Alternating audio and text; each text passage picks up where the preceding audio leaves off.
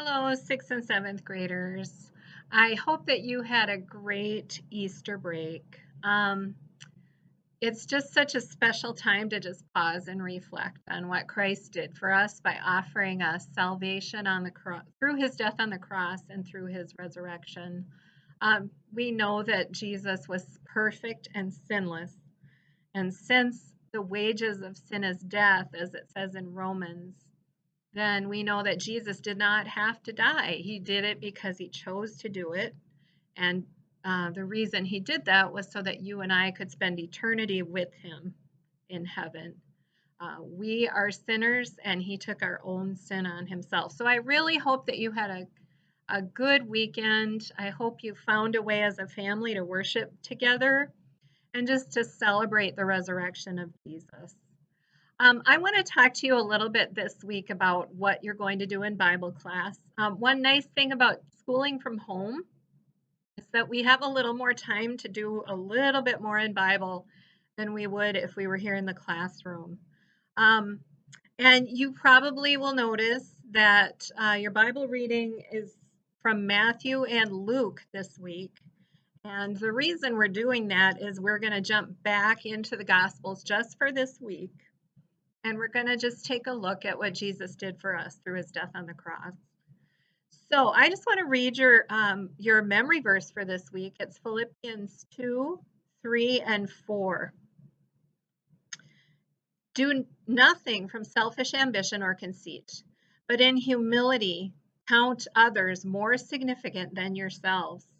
Let each of you look not only to his own interests, but also to the interests of others.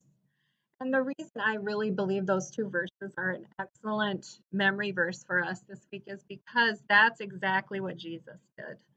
He did nothing from selfish ambition. His whole purpose for being here on earth was because he counted others more significantly than he counted himself. Now we know that, of course, that Jesus was perfect and sinless and is the Son of God.